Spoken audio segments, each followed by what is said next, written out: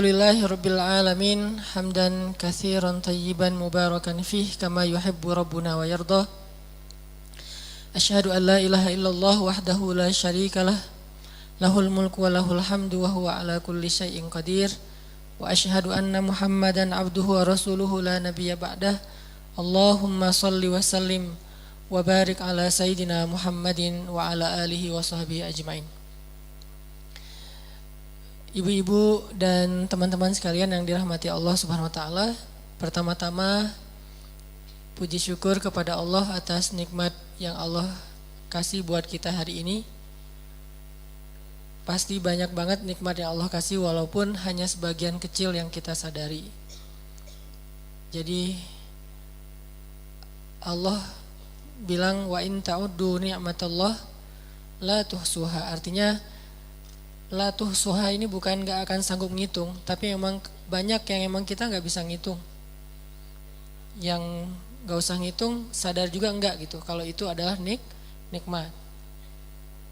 Tapi tetap walaupun kita gak sadar, nikmat Allah yang dikasih buat kita itu terus menerus gak pernah berhenti. Seperti doa seorang ibu yang terus mendoakan anaknya walaupun kita sesekali doang ngelihat ibu kita ngedoain kita. Kayak misalnya pas mau ujian, kita minta doa ibu, terus ibu ngedoain kita. Kita sadar ibu pas waktu itu ngedoain kita. Tapi padahal ibu ngedoain kita tuh setiap hari. Cuman yang kita dengar langsung sebagian kecil ya.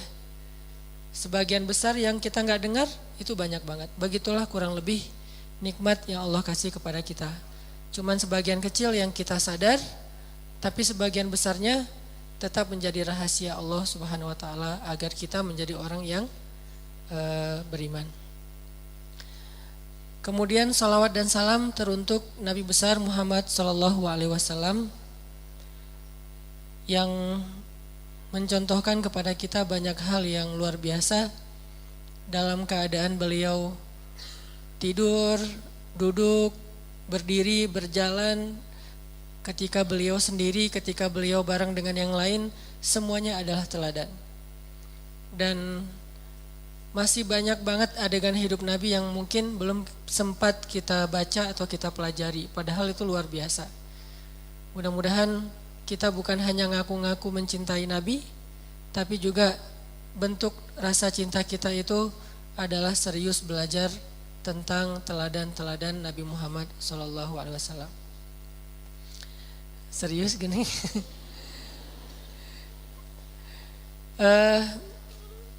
Ibu-ibu dan teman-teman sekalian yang dirahmati Allah, hari ini kita bahas satu bab yang penting dalam kehidupan sehari-hari kita, melawan ego. Pernah ngerasa ngelawan ego? Sering ya? Pernah left group?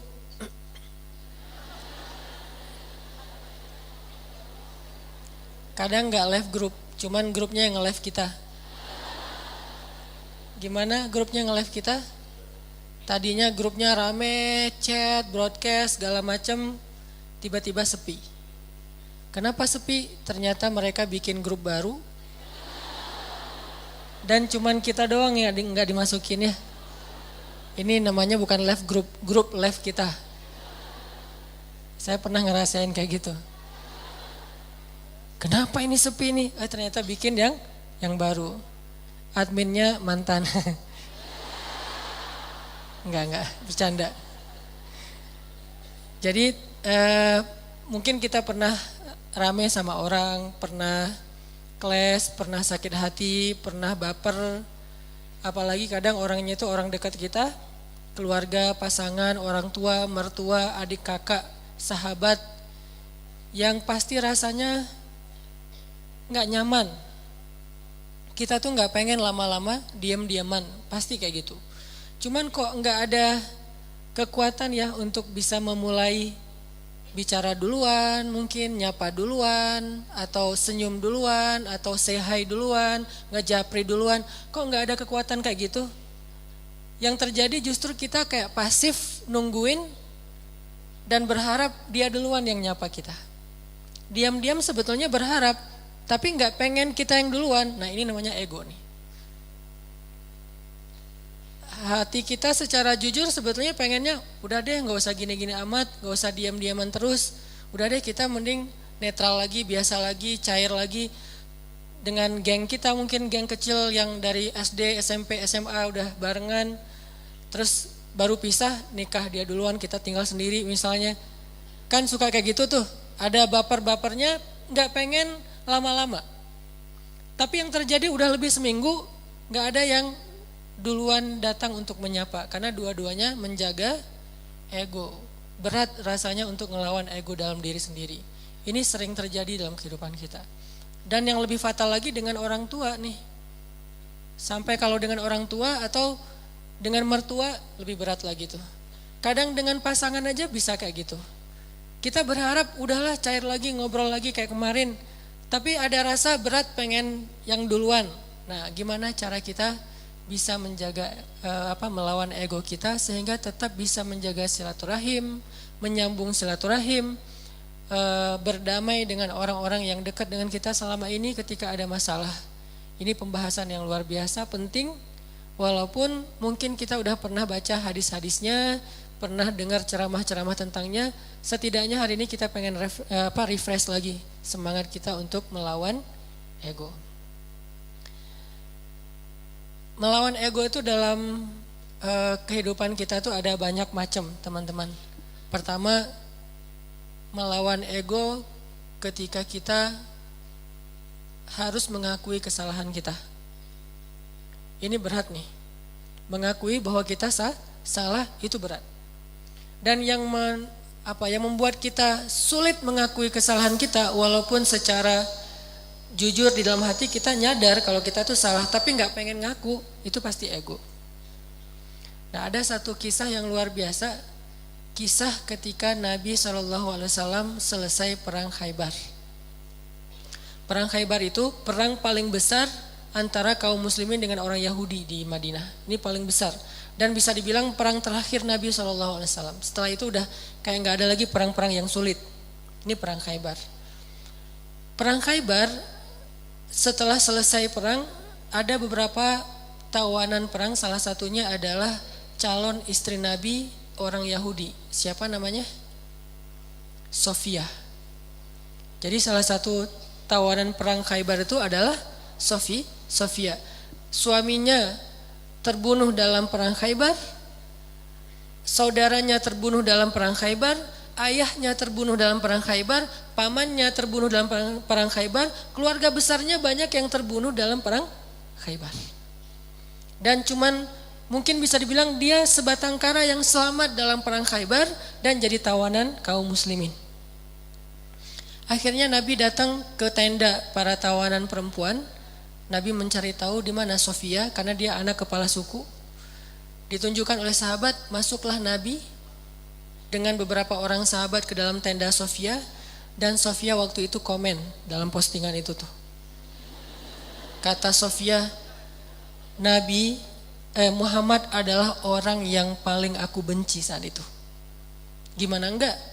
Ayahnya dibunuh, pamannya dibunuh, saudaranya dibunuh, suaminya dibunuh. Keluarga besarnya banyak yang terbunuh dalam perang Khaybar. Sehingga kata Sofia, Muhammad adalah orang yang paling aku benci waktu itu.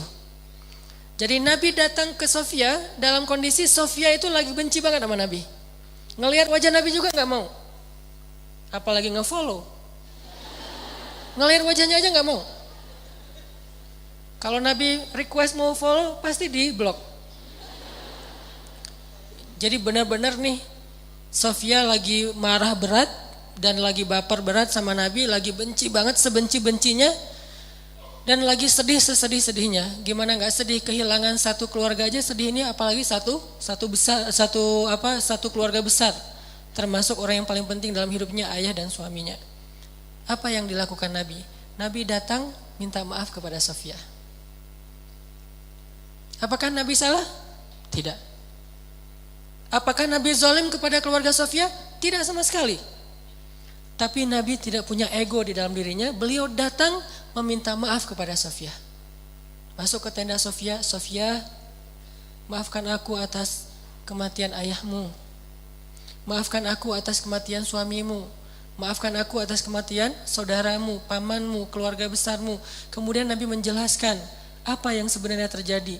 Aku udah ngasih kesempatan buat ayahmu, tapi beliau menolak. Beliau malah menyerang kami, beliau malah zalim kepada beberapa kaum muslimin dan seterusnya.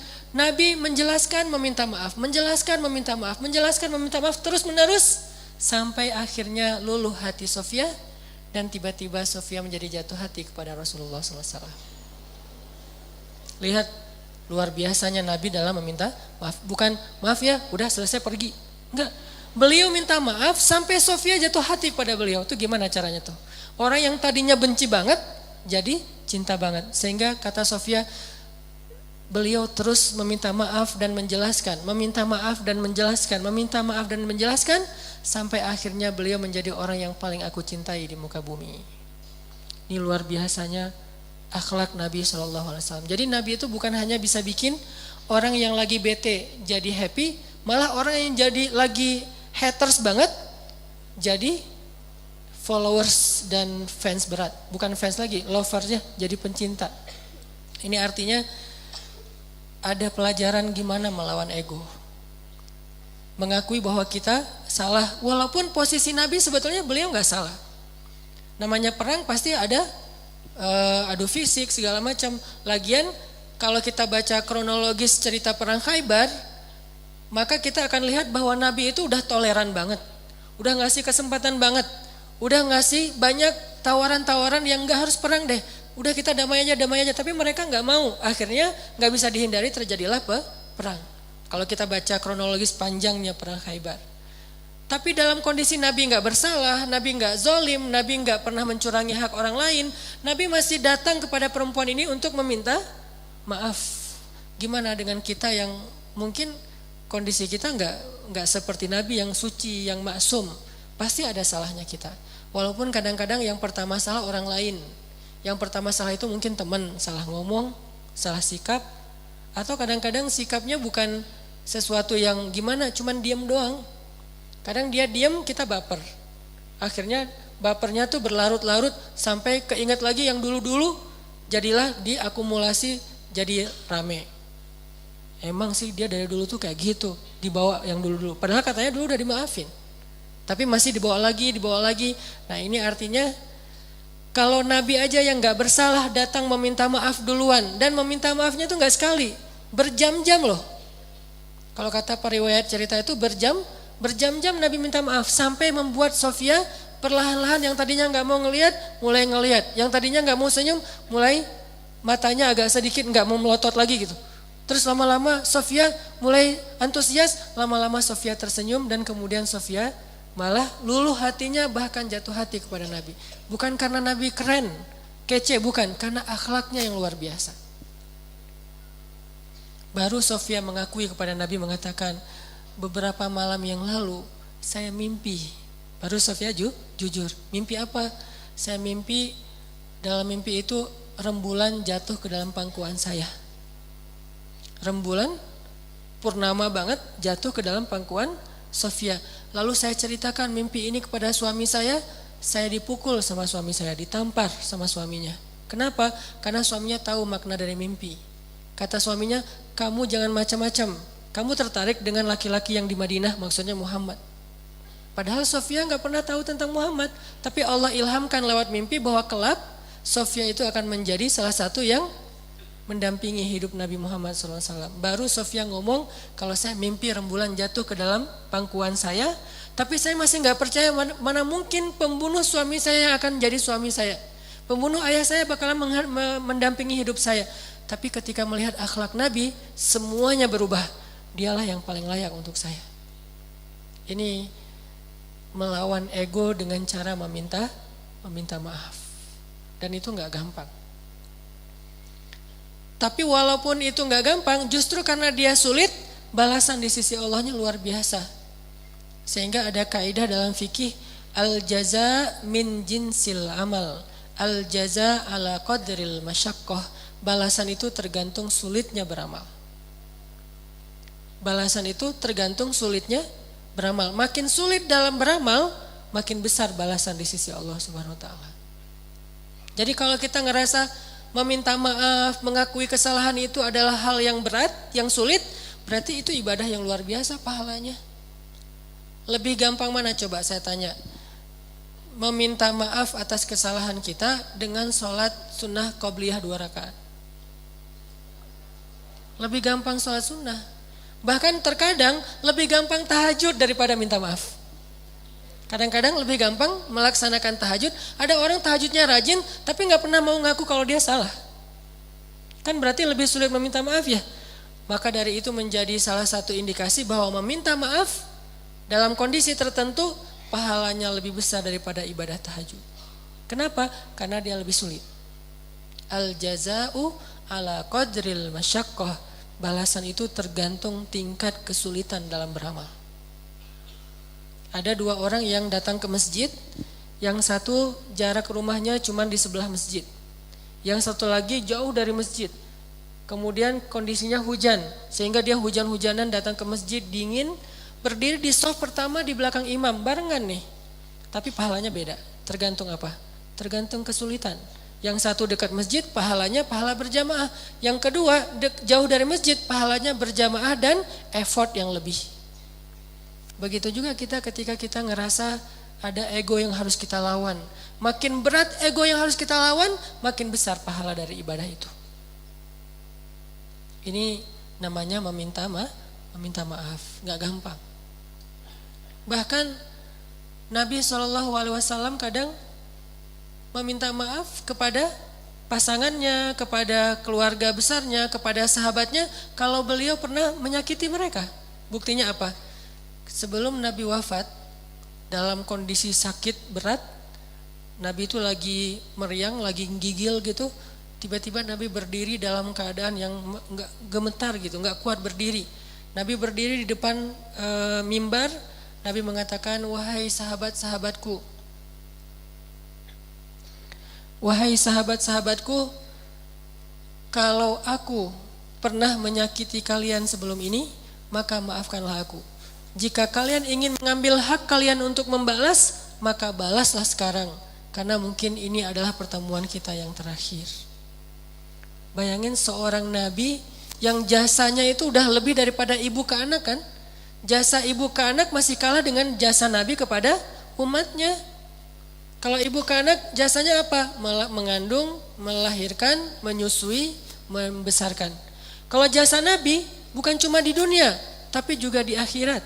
Nabi itu paling berjasa dalam hidup kita, bahkan lebih daripada orang tua kita.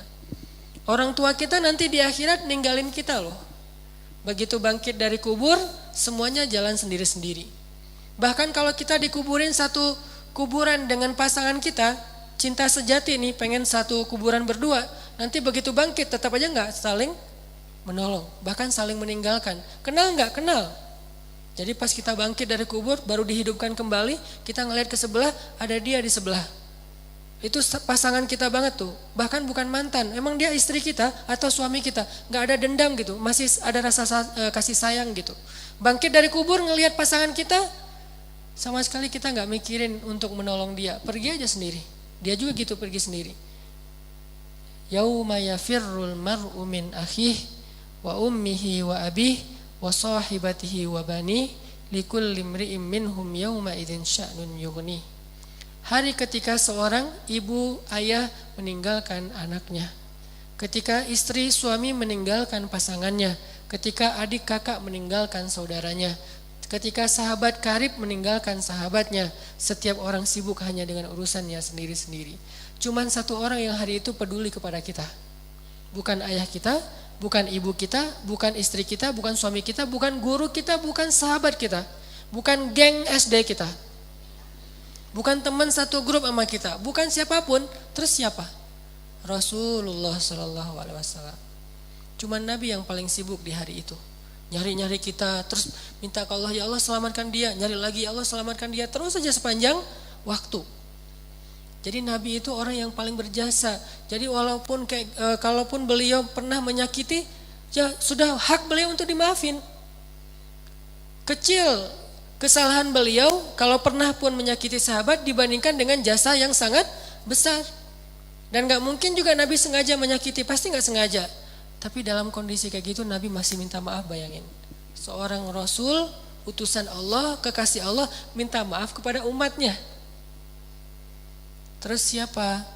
Kita sebagai suami harus merasa ego meminta maaf kepada istri. Apakah kita lebih mulia daripada Rasulullah? Siapa kita sebagai istri merasa ego meminta maaf kepada suami? Apakah kita lebih mulia daripada Rasulullah? Meminta maaf kepada orang tua, meminta maaf kepada anak, meminta maaf kepada mertua, teman dan seterusnya. Apakah kita lebih mulia daripada Rasulullah yang udah sempurna? Tapi beliau tetap meminta maaf kepada umatnya. Nabi berdiri dalam keadaan susah payah. Padahal Nabi kalau pengen minta maaf bisa aja mention aja lah, gak usah harus ketemu orangnya kan ya. Tinggal add siapa minta maaf ya, udah. Nabi bisa telepon, Nabi bisa japri, Nabi bisa ngutus orang, kasih tahu ke dia saya minta maaf. Atau suruh ngumumin sama kayak Abu Bakar gitu. Abu Bakar berdiri di atas mimbar, wahai kaum muslimin, Rasulullah lagi sakit keras. Beliau berpesan minta maaf kalau ada salah kepada kita semuanya. Bisa kan? Tapi saking seriusnya Nabi minta maaf, beliau dalam keadaan sangat lemah dan itu sakit yang membuat beliau wafat loh. Berarti sakit keras banget nih. Tapi beliau sempat-sempatin untuk berdiri di atas mimbar dalam keadaan gemetar dan mengatakan, maafkanlah aku wahai kaum muslimin, wahai sahabat-sahabatku. Dan kalau kalian sulit menerima permintaan maaf, maka balaslah sesuai dengan hak kalian. Nabi siap dibalas. Dan itu jujur dari Rasulullah. Tiba-tiba seorang sahabat yang kita tahu Ukasyah berdiri mengatakan, ya Rasulullah, saya akan mengambil kisos. Para sahabat semuanya kaget. Ukasyah kok tega banget sama Nabi, nggak ngelihat Nabi lagi sakit keras. Dan itu kekasih mereka semua. Mereka lebih mencintai Nabi daripada orang tuanya, daripada pasangannya. Makanya ada istilah bi abi wa ummi anta ya Rasulullah. Engkau lebih kami cintai dari semuanya ya Rasulullah. Tiba-tiba Ukasyah bilang, ya Rasulullah, saya menuntut kisos. Karena dulu Rasulullah pernah mencambuk punggung saya ketika sedang mengendarai onta, nggak sengaja kena pas ngangkat kayak cambukan gitu untuk ini onta, kena Ukasyah. Nabi langsung meminta dipapah untuk turun dari mimbarnya, wahai Ukasyah, ambillah hakmu. Sama sekali nggak berubah wajah Nabi, sama sekali Nabi itu nggak merasa Ukasyah, ya sih, cuman nggak gitu-gitu amat kali, kan saya lagi sakit, nggak. Ukasyah, kamu gak ngelihat nih wajah saya pucat kayak gini, Ukasyah tega banget sih sama aku. Enggak sama sekali nih Rasulullah, tulus banget minta maaf. Kalau kita kan kayak minta maaf itu basa-basi ya. Minta maaf dengan harapan dia juga ngakuin kalau kesalahan dia lebih banyak gitu. Agak-agak kurang tulus sih, modus banget kalau kita. Kalau Rasulullah itu tulus banget. Begitu Ukasyah minta kisos, Rasulullah turun dan Rasulullah bilang, tolong ambilkan cemeti untuk Ukasyah. Diambilkan oleh sahabat. Terus Ukasyah pegang itu, kata Ukasyah, ya Rasulullah, waktu itu saya nggak pakai baju. Nabi pakai baju tebal karena beliau lagi meriang. Kata Ukasyah, waktu itu saya nggak pakai baju. Nabi langsung membuka baju beliau. Nggak pakai baju sama sekali. Kata sahabat, ya Rasulullah, biar saya aja yang ganti engkau. Ya Ukasyah, aku aja yang ganti Rasulullah. Kalau kamu mau tambahin aja 10 kali lipat. Tapi jangan Rasulullah, kami aja yang ganti Rasulullah. Banyak yang jadi relawan pengen gantiin posisi Nabi. Abu Bakar, Umar, semuanya pengen gantiin. Ukasyah diam dan Nabi mengatakan, tidak, itu adalah kewajiban aku untuk Ukasyah, itu hak Ukasyah. Minggir, pada minggir semuanya. Nangis sahabat melihat Nabi diperlakukan gitu-gitu amat. Seandainya boleh tuh udah digebukin tuh Ukasyah, cuman kan gak boleh karena itu hak Ukasyah ya. Pada sebel semuanya, pokoknya habis ini kita unfollow semuanya, di blok, gak ada yang boleh ngomong sama Ukasyah.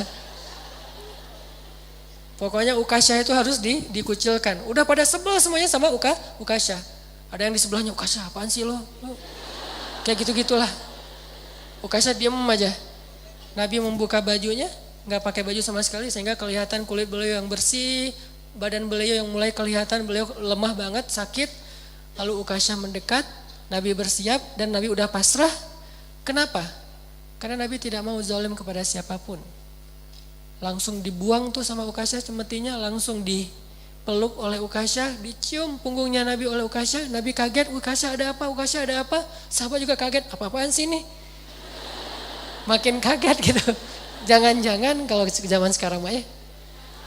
Oh ternyata Ukasyah melukin Nabi erat banget dipeluk. Terus kata Ukasyah, ya Rasulullah, masalah itu jauh-jauh hari udah saya lupakan. Saya enggak, itu mah enggak penting.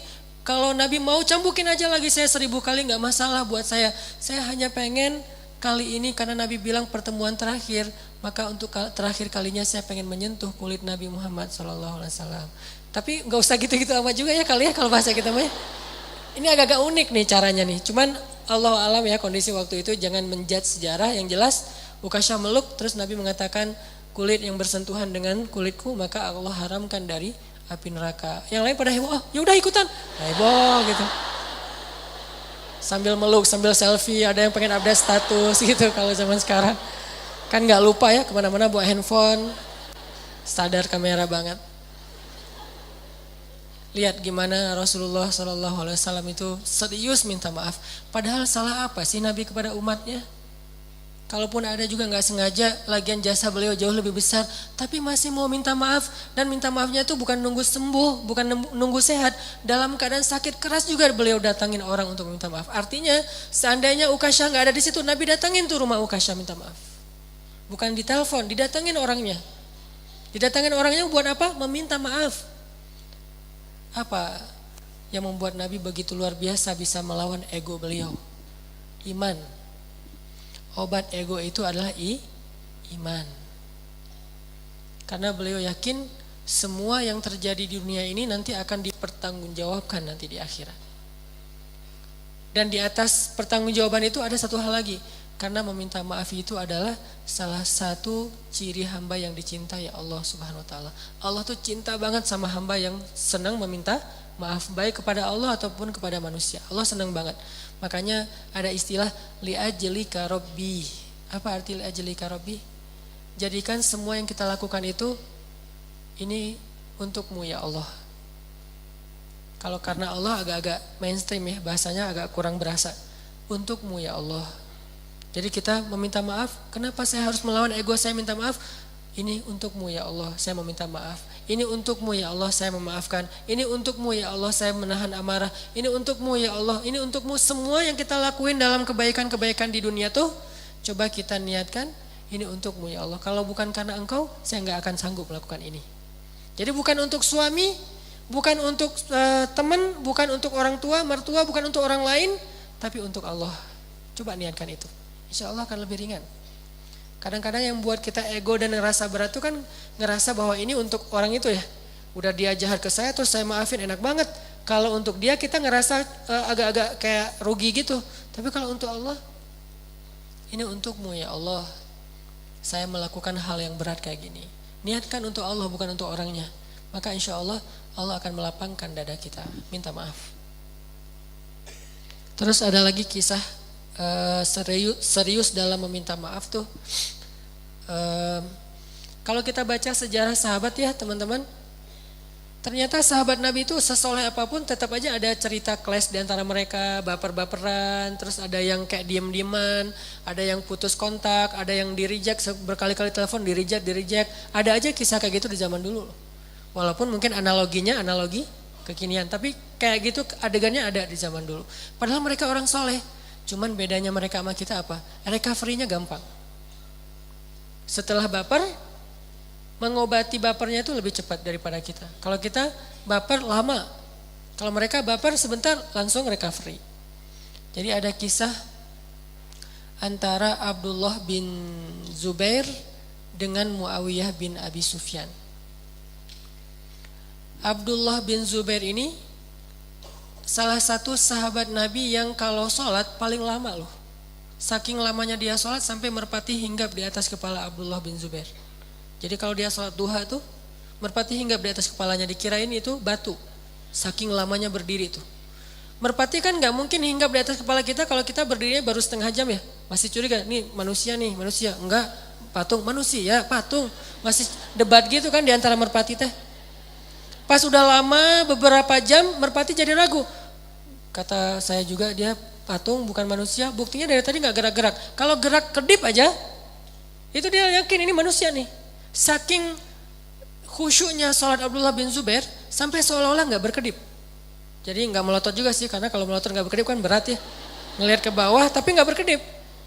Dan lama banget berdirinya sampai merpati tadinya cuman lewat terbang terus lama-lama hinggap di dekat Abdullah berdiri ngelirik-ngelirik. Manusia gak sih? Melihat terus lama-lama mendekat gitu, lama-lama iya ya nggak gerak-gerak dari tadi, ya udah coba naiklah ke atas kepalanya, tapi langsung terbang lagi, naik terbang lagi, lama-lama benar-benar nggak bergerak hingga telah merpati di atas kepala Abdullah bin Zubair. Seolah-olah kata ulama, seandainya mereka bikin sarang di atas kepala itu jadi tuh. Saking solehnya Abdullah bin Zubair, ibadahnya luar biasa. Tapi sesoleh ini baperan juga. Ada kasus dia baper. Masalahnya apa? Jadi Abdullah bin Zubair punya kebun yang berdampingan dengan kebunnya Muawiyah bin Abi Sufyan. Nah, pekerjanya Muawiyah tuh sering salah ngambil buah yang jatuh dari kebun Abdullah. Jatuh ke seberang diambil. Atau pas lagi kayak kan ada batasnya tuh, kurang lebih lah kayak gitu-gitu. Diaduin lah sama pekerjanya Abdullah kepada Abdullah. Abdullah tuh buah-buahan kamu tuh banyak diambil sama pekerjanya Muawiyah. Mereka curang, mereka zalim dan seterusnya. Akhirnya Abdullah marah, ngirim surat kepada Muawiyah. Waktu itu Muawiyah jadi gubernur di Syam. Jadi gubernur di Suriah. Dikirim surat sama Abdullah. Suratnya isinya marah-marah. Apa kalimatnya? Ya ibna akilatil akbat. Wahai anak perempuan yang pernah makan jantung. Menyinggung ibunya Muawiyah. Siapa ibunya Muawiyah?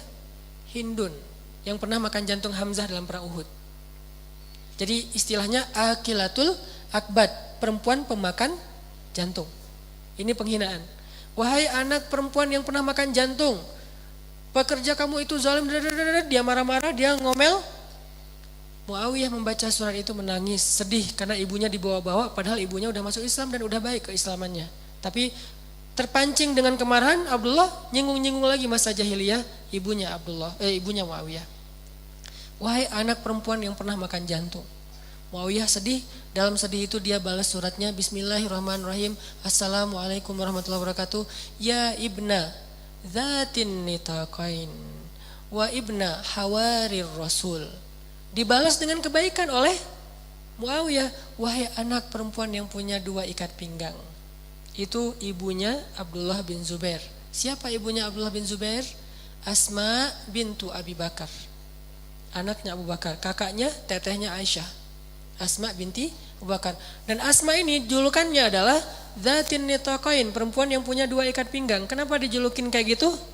Karena dulu ketika Nabi pengen hijrah, Asma itu membuka ikat pinggangnya yang dari kain, disobek jadi dua bagian. Satu bagian dipakai ngikat bawaan Nabi, satu bagian lagi dipakai ngikat bajunya sendiri. Sehingga sejak saat itu Asma dikenal dengan pujian Dzatin Nitaqain, perempuan yang membuat dua ikat pinggang. Bahwa dia berjasa dalam hijrah Nabi. Celaan Abdullah kepada Muawiyah dibalas dengan pujian Muawiyah kepada Abdullah. Wahai anak seorang perempuan yang punya dua ikat pinggang. Dan anak seorang laki-laki yang dijuluki Hawarin Nabi. Apa arti Hawari? Penolong. Yang menjadikan tubuhnya sebagai tameng buat Nabi. Yang pasang badan untuk Nabi. Pujian-pujian untuk ayah dan ibunya Abdullah bin Zubair. Saya minta maaf kalau ada kesalahpahaman dan seterusnya. Saya akan ganti rugi. Begitu baca surat dari Muawiyah, Abdullah juga merasa sadar dan menangis. Duh, saya salah ngomong, saya udah zolim, saya udah jahil. Akhirnya Abdullah langsung ngambil ontanya berangkat ke Suriah. Bayangin dari Madinah, hari itu dia terima surat, hari itu juga dia langsung berangkat ke Suriah. Ngapain? Minta maaf. Kan bisa aja balas surat. Kan tadi Japri doang kan? Udah balas aja Japrinya. Kalau DM balas aja DM-nya. Ngapain harus ketemu orangnya? Seserius itu mereka meminta maaf. Jadi minta maaf itu adalah amal yang luar biasa penting. Gak cukup dengan japri, gak cukup dengan ngirim surat, gak cukup dengan ngirim utusan, gak cukup dengan sekedar telepon, datengin orangnya. Langsung bayangin Madinah dengan Suriah itu dulu jaraknya bisa beberapa hari perjalanan, sekedar minta maaf satu kasus doang. Jalan sendiri, dan itu gak pakai rombongan, sendiri langsung pergi ke sana, sampai di Suriah mencari Muawiyah dan langsung Abdullah mengatakan, ya Muawiyah, saya sudah zalim dengan kata-kata saya, maafkanlah saya. Kenapa dia begitu serius meminta maaf? Karena dia yakin, faman ya'mal mithqala dzarratin khairan yarah wa man ya'mal mithqala dzarratin syarran yarah. Ucapan nanti akan dipertanggungjawabkan di akhirat. Iman mengalahkan ego. Makanya dia datengin Muawiyah, dia minta maaf pada Muawiyah. Udah cukup segitu, datang dari jarak jauh? Belum. Ditambah lagi dengan apa teman-teman? Abdullah mengatakan, sebagai bentuk keseriusan saya meminta maaf wahai Muawiyah, saya hadiahkan seluruh kebun saya itu untuk kamu. Ini seriusnya minta maaf. Gak cukup dengan dia datangi dari jauh, malah dia tambahin lagi dengan bentuk hadiah satu kebun kurma yang sangat luas. Ini namanya orang yang beriman. Jadi salah satu ciri orang yang beriman itu bisa ngelawan egonya dalam hal yang paling berat, karena dia yakin gimana pun beratnya memaafkan, lebih berat nanti pertanggungjawabannya di akhirat. Jadi lebih mending saya beresin di dunia deh daripada nanti diberesin di sidang Allah di akhirat, lebih berat lagi. Walaupun berat nih, tapi ada yang lebih berat. Lebih berat nanti kita bermasalah di hadapan Allah itu lebih berat daripada kita bermasalah di dunia. Itu iman yang mengobati rasa ego dalam hati mereka. Itu yang pertama. Yang kedua, ego untuk memaafkan. Kalau yang pertama ego meminta maaf, ini aja berat. Yang kedua lebih berat lagi nih, ego memaafkan. Cuman insya Allah kalau orang yang datang meminta maaf itu kayak Nabi, siapa yang gak akan memaafkan? Kalau yang datang meminta maaf itu kayak Abdullah, sampai ngehadiahin satu kebun, siapa sih yang sulit untuk memaafkan ya? Masalahnya kadang-kadang kita dua-duanya nih ego nih, yang ngerasa bersalah, minta maafnya asal-asalan, gak serius, gak kayak Nabi ngebujuk sampai Sofiyah yang marah jadi malah cinta kepada Nabi. Kan itu berarti usaha Nabi luar biasa ya. Kalau kita kan kadang-kadang minta maaf cuma satu kata, udah maaf, udah gitu doang kan. Kalau Nabi, maafin ya Sofiyah, maafin ya, maafin, sampai Sofiyah akhirnya jatuh hati kepada Nabi. Abdullah, maafin ya Muawiyah, saya hadiahin nih kebun saya, saking seriusnya minta maaf. Gitu cara minta maaf. Yang melawan ego, bukan sekedar udah maafin ya, udah sekedar enggak. Benar-benar dia serius dan merasa harus menebus kesalahannya. Ini namanya meminta maaf. Kalau orang minta maafnya kayak gini, maka bagi yang merasa terzalimi juga akan lebih ringan memaafkan. Bagaimana kalau orang yang minta maaf ke kitanya enggak serius-serius amat, enggak kayak Nabi, enggak kayak Abdullah, enggak kayak cerita-cerita yang lain. Gimana cara kita memaafkan dia padahal kita ngerasa dia kayak belum serius meminta maaf, bahkan belum meminta maaf. Ada juga kisah yang luar biasa. Saya baca kisah ini malah merasa malu kepada diri sendiri dan menangis. Kisah Nabi Yusuf alaihissalam.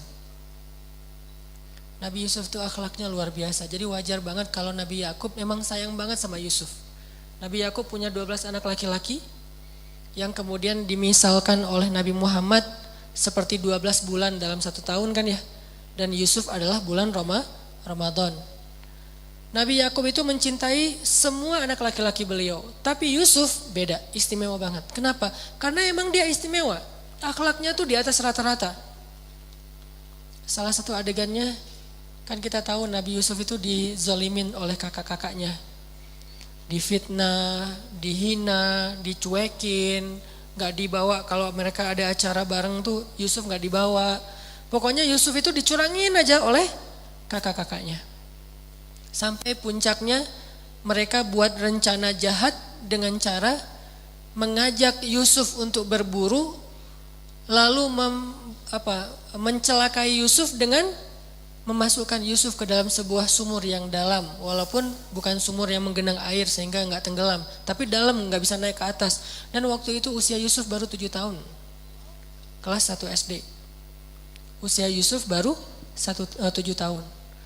Dilempar ke dalam sumur, bajunya diganti, baju yang aslinya dilumurin dengan darah palsu dari darah hewan, dibawa kepada Yakub, dikatakan Yusuf sudah dimakan hewan buas, serigala.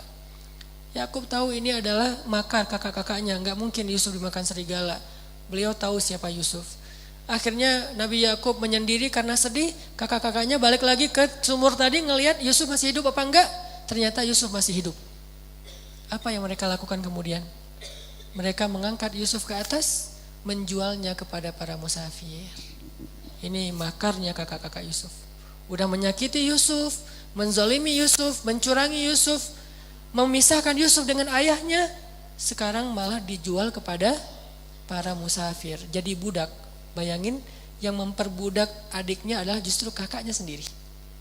10 orang kakaknya, mereka sepakat, ya udah daripada nanti Yusuf bisa naik lagi ke atas ketemu dengan ayah, ketahuan kalau kita bohong, mending kita usir aja Yusuf sejauh-jauh mungkin. Gimana caranya? Kita jual aja kepada para karavan dagang yang lewat. Lewat sekelompok karavan dagang, Yusuf diikat, kemudian mereka bilang, ini ada budak, harganya bagus nih, murah tapi dia bisa dijual mahal nanti di Damaskus. Coba kamu beli. Akhirnya orang kaya yang berdagang itu membeli Yusuf dengan harga yang sangat murah. Ketika dibeli, mau dibawa, kakak-kakaknya diam aja, melepaskan adiknya, kayak garing gitu. Ekspresi wajahnya tuh kayak flat banget, gak ada rasa kasihan, sedih, gak ada sama sekali, gak ada kasih sayangnya. Benar-benar gak ada kasih sayangnya. Yang muncul adalah rasa dengki yang luar biasa di dalam hati mereka. Yusuf dijual kepada orang lain, adiknya sendiri.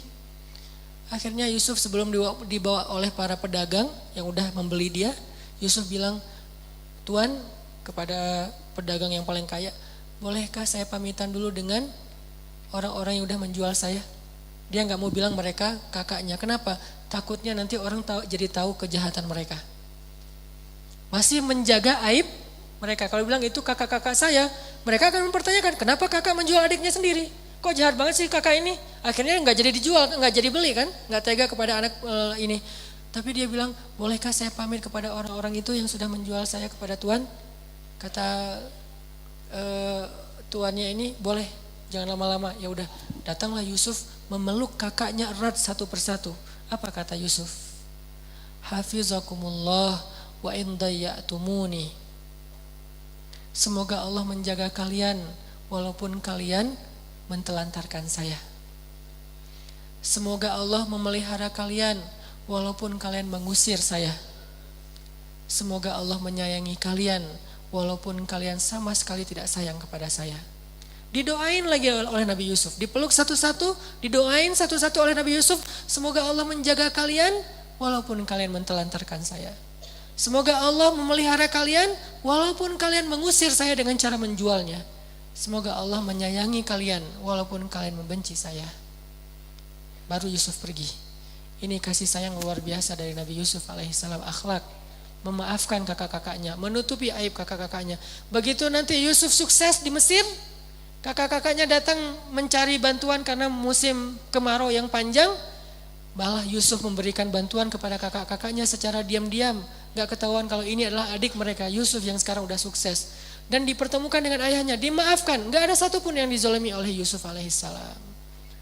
Dan ini menjadi permisalan kisah betapa mulianya akhlak Nabi Yusuf alaihissalam. Sehingga Nabi SAW mengatakan, nanti di hari kiamat di padang mahsyar ada seorang hamba yang disidang oleh Allah, dosanya banyak banget, amal solehnya gak ada. Ninggalin sholat ini itu segala macam, dosanya banyak banget, amal solehnya hampir gak ada. Sehingga Allah mengatakan kepada para malaikat yang mencatat amal, coba periksa amal solehnya. Kata malaikat gak ada. Kata Allah, periksa lagi, gak ada, periksa lagi. Ada nih, cuman satu doang. Apa amal soleh dia yang satu itu? Amal soleh dia yang satu itu cuman memaafkan orang lain. Dia itu bukan ahli ibadah, bukan apa-apa, cuman amal soleh dia itu orangnya lapang dada. Kalau ada yang bersalah ke dia, dia maafin, dia doain kebaikan untuk orang itu. Gak pernah melakukan ibadah-ibadah yang hebat seperti ahli ibadah. Gak pernah berjihad seperti para syuhada. Gak pernah mengajarkan ilmu seperti para ulama. Satu-satunya amal soleh dia adalah gampang memaafkan orang lain. Sehingga kata Allah kepada para malaikat, masukkanlah dia ke ke surga. Sebagaimana dia memaafkan saudaranya, begitu juga aku sudah memaafkan semua kesalahan-kesalahannya. Ini kan modal banget nih. Makanya disebutkan al-jaza min jinsil amal. Balasan itu sesuai dengan jenis amal. Kalau kita maafin orang lain, Allah maafin kita. Kalau kita sulit banget memaafkan kesalahan orang lain, Allah juga akan mempersulit memaafkan kita.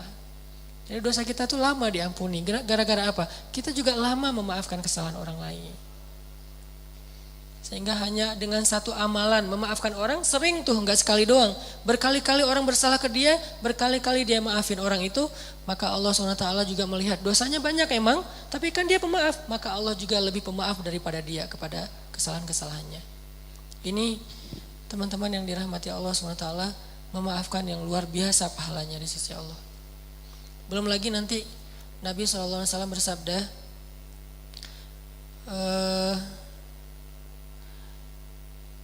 tidak akan sempurna iman seseorang.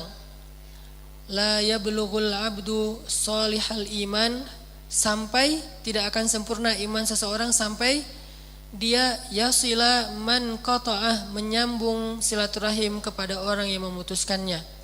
Wa yu'ti man haramah, dan memberi kepada orang yang tidak pernah mau memberi untuknya. Jadi nolongin orang yang gak mau nolongin dia. Wa yuhsinu ila man asa'ah ilaih, dan dia berbuat baik kepada orang yang udah menyakitinya. Wa yaghfiru liman syatamah, dan memaafkan orang yang menghinanya. Jadi gak akan sempurna iman seseorang sampai dia menyambung silaturahim dengan orang yang memutuskan dia. Kemudian apalagi? Memberikan bantuan kepada orang yang tidak pernah membantu dia. Jadi dulu ketika dia minta bantuan, orang itu nutup pintu rumahnya, gak mau bantu sama sekali. Sekarang begitu orang itu butuh bantuan, dia membantunya. Ini artinya membalas satu keburukan dengan kebaikan. Itulah puncak dari keimanan seseorang hamba. Membalas keburukan dengan kebaikan, itulah puncak dari keimanan. Sehingga Nabi Yusuf alaihissalam disebut mukmin sejati karena beliau mampu membalas keburukan kakak-kakaknya dengan doa-doa dan akhlak yang sangat baik. Ini melawan ego. Apa yang membuat kita mampu melakukan ini? Balik lagi kepada iman. Man kana yu'minu billahi wal yaumil akhir falyusil rahimah. Siapa yang beriman kepada Allah dan hari akhir, hendaklah dia menyambung silaturahim. Pertanyaannya, apakah kita tetap harus menyambung silaturahim dengan mantan? Karena zaman modern sekarang pasti ada cerita-cerita SMA lah, kuliah segala macam. Perlu nggak nyambung silaturahim? Nggak perlu. Jangan balikan lagi. Jangan tiba-tiba nge-like lagi postingan dia. Jangan tiba-tiba komunikasi lagi diam-diam. Kenapa? Karena walaupun niat kita pengen silaturahim, tapi niat baik kita itu ditunggangi oleh syaitan dengan wasawisus syaitan. Dia ingin memunculkan lagi fitnah dalam urusan hidup kita. Bisa jadi fitnahnya munculin lagi perasaan yang gak boleh ada di hati kita untuk orang itu. Bisa jadi memunculkan konflik di dalam rumah tangga kita. Kenapa saya bilang gak boleh? Sampai Nabi aja membolehkan kita berbohong untuk bab ini. 3 bohong yang dibolehkan kan? Pada dasarnya dusta itu haram kecuali 3 kondisi. Berdusta dalam perang, taktik perang itu gak boleh jujur. Kita mau perangnya nanti strateginya gini, gak boleh. Yang namanya perang itu gak boleh jujur, harus pakai taktik. Kedua, berdusta demi mendamaikan 2 orang yang bertengkar. Satu bawa golok ngejar-ngejar, kamu lihat enggak tadi orang ada yang lewat depan kamu. Sejak saya berdiri sini enggak ngelihat kecuali kamu. Dusta, padahal tadi ada yang lewat. Dia dusta demi menyelamatkan orang itu dari pembunuhan. Yang ketiga, seorang istri atau suami berdusta tentang masa lalunya dengan niat ingin melupakan. Bukan dengan niat pengen balikan ya. Dengan niat pengen ngelupain. Enggak boleh jujur. Karena jujur di sini justru menyakitkan. Apalagi jujur aja nggak boleh, apalagi balik lagi kan ya, nyambung silaturahim, kan ini silaturahim. Nggak, khusus bab ini nggak perlu balikan lagi. Udah aja lupain. Mudah-mudahan itu menjadi masa lalu kita yang Allah ampuni dosa-dosa kita. Maka sekarang hidup kita hanya untuk orang yang benar-benar sudah mengambil kita dengan nama Allah. Saya terima nikahnya dan seterusnya. Jadi saya kasih catatan, jangan sampai nanti disalahartikan kata Ustaz Hanan, nyambung silaturahim kepada orang yang menyakiti kamu, sambung orang yang memutuskan, dia dulu mutusin saya, sekarang saya pengen nyambungin. Jangan. Ini bukan mutusin dalam makna gitu ya, beda arti memutuskan di sini. Kalau perlu udah nggak usah ketemu, kenapa? Merusak hati kita atau hati dia. Kalau misalnya pasangan kita kenal, malah ngerusak hati pasangan kita, dan itu nggak baik. Benar-benar diputuskan. Bukan karena kita memutuskan silaturahim, tapi karena kita ingin menghindar dari dosa-dosa. Kemudian ada lagi cerita dari Imam Syafi'i. Ini akhlak Imam Syafi'i. Imam Syafi'i juga di masa hidupnya tuh banyak haters. Sesoleh Imam Syafi'i juga ada haters. Jadi followers Imam Syafi'i itu bukan cuman karena pengen belajar kepada beliau, haters beda mazhab. Imam Syafi'i ditahzir, Imam Syafi'i dibid'ah-bid'ahin, Imam Syafi'i dibilang ngada-ngada, Imam Syafi'i dibilang nggak punya dalil, hadisnya dhaif segala macam. Pokoknya begitu Imam Syafi'i posting satu nasihat 1 minute booster, banyak hatersnya. Ini apa-apaan sih, pamer banget sih, riya segala macam. Wah, ada aja tuh haters. Sehingga bisa dibilang dari 20 juta followers Imam Syafi'i itu 1 jutanya tuh haters. Kebayang 1 juta haters kan lumayan tuh ya. Setiap posting mereka tuh aktif. Aktifnya tuh komen, nggak nge-like, nggak nge-repost, komen doang tuh. Apa kata Imam Syafi'i? Mereka mencela aku, maka aku tidak ingin membalasnya dengan keburukan yang sama. Mereka menghina aku, mereka menjauhi aku, mereka memfitnah aku, maka aku balik mendoakan mereka dengan doa-doa yang baik. Karena sesungguhnya mukmin itu seperti ud. Tahu ud? Ud itu kayu Arab yang memang punya harum. Dia tuh jadi kayak parfum. Orang Arab tuh kan ada 2 parfum ya, parfum cair sama parfum yang dibakar kan kayak dupa gitu kan. Nah, yang dibakar itu namanya kayu ud. Jadilah seperti kayu ud yang makin dibakar makin mengeluarkan asap yang harum. Itulah perumpamaan mukmin. Makin dibakar dengan celaan, dibakar dengan akhlak yang tidak baik, dibakar dengan berbagai macam tuduhan-tuduhan, dia makin harum. Kalau nggak dibakar nggak ketahuan harumnya, kecuali kita cium dari jarak dekat. Begitu dibakar jadi harum. Itulah mukmin. Kalau kita mau jadi mukmin sejati, jadilah ud, jadilah kayu yang harum. Ketika dibakar, asapnya memberi keharuman satu ruangan. Makin dibakar, makin harum. Jadi dia memberikan keharuman dan kebaikan untuk orang lain dengan cara apa? Mengorbankan dirinya sampai habis kayunya terbakar. Subhanallah, inilah yang disebut dengan mukmin. Makanya orang yang kayak gini teman-teman, ketika kita dalam kondisi-kondisi yang seperti ini difitnah, kita baper, kita sedih, itu kondisi kita yang paling dekat sama Allah. Kalau kita bersabar, justru Allah tuh ngedukung kita banget. Tapi kalau kita kepancing, Allah gak akan ngedukung kita. Karena ada kisah di zaman Nabi lagi lewat di sebuah pasar. Namanya di pasar kan ada aja orang bertengkar ya. Kayak di Mesir itu suka aja di Damri itu, kalau saya naik Damri, setiap hari saya naik Damri pasti ada yang bertengkar.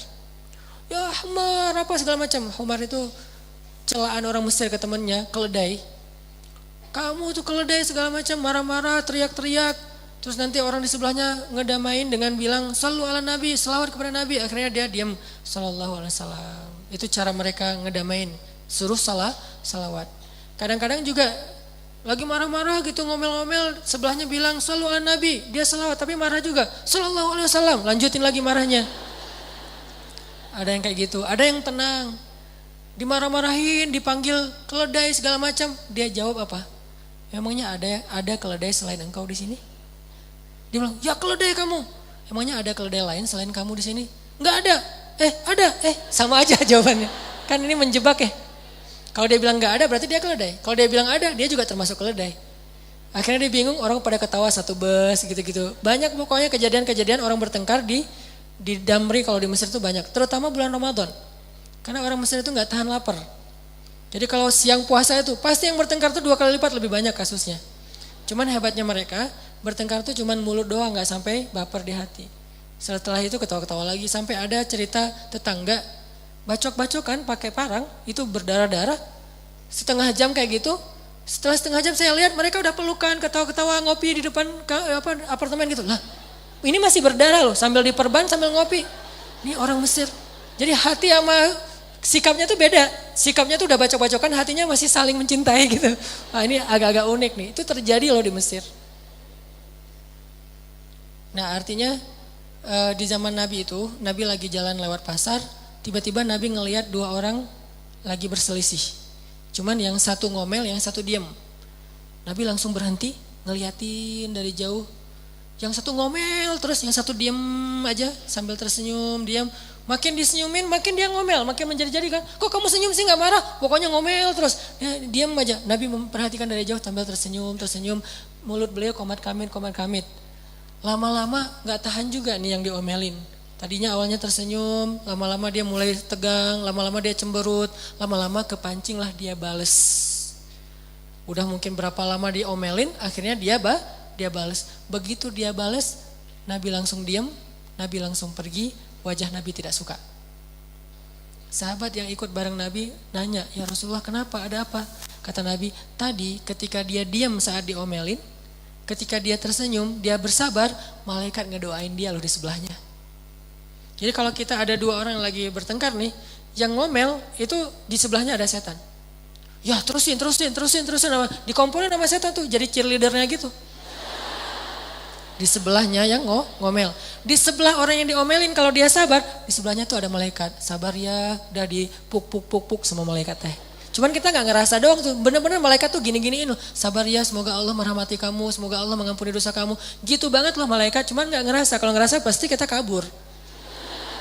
Jadi ada dua makhluk di sebelah orang yang bertengkar.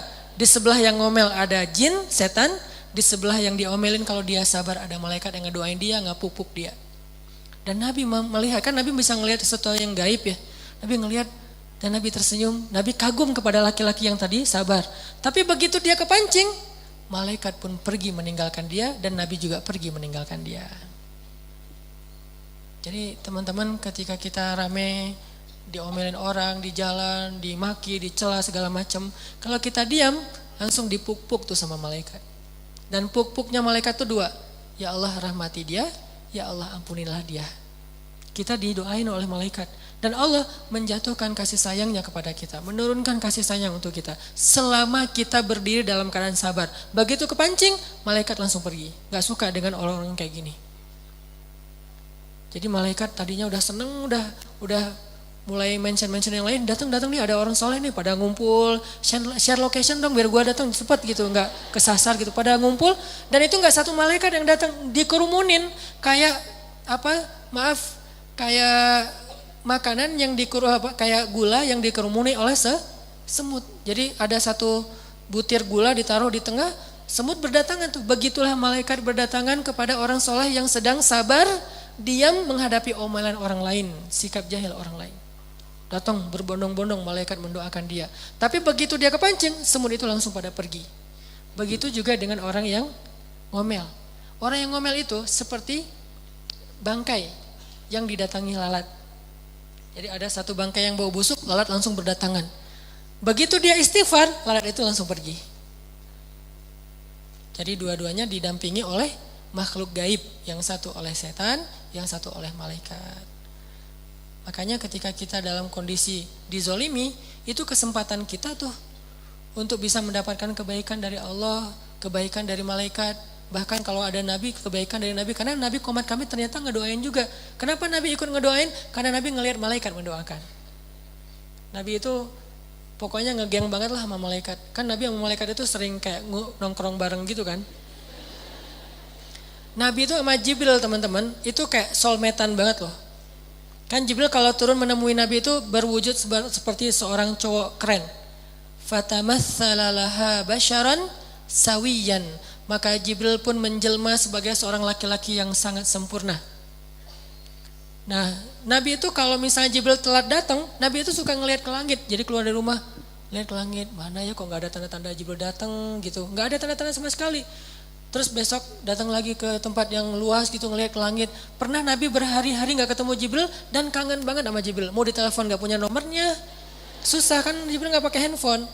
Mau digimanain doa kepada Allah, terus kayak belum datang aja Jibrilnya, udah di-mention ya Allah, Jibril mana, gak datang-datang Jibril tuh. Setiap hari Nabi ngeliat ke langit, gak ada Jibril, ngeliat ke langit, gak ada Jibril, berharap sekali ngeliat tuh ada Jibril dan langsung dipanggil, gak ada sama sekali. Berhari-hari setelah lama gak ketemu Jibril, Nabi udah sedih banget, teman ngopi Nabi banget nih Jibril. Tiba-tiba datang Jibril, Nabi nanya, Jibril kemana aja, kangen tahu kalau bahasa kita mah. Jibril kemana aja? Akhirnya kata Jibril turunlah ayat di surat Maryam. Wa ma natanazzalu illa bi amri rabbik. Ya Muhammad saya juga kangen. Tapi sifat malaikat tidak melakukan sesuatu kecuali perintah Allah. Gimana pun Jibril kangen kepada Nabi, Allah gak nyuruh beliau turun maka dia tidak turun. Jadi sama-sama kangen nih. Yang di langit kangenin yang di bumi juga kangen kepada yang di langit. Tapi kedua-duanya tidak bisa ketemu karena belum ada perintah Allah Subhanahu wa taala.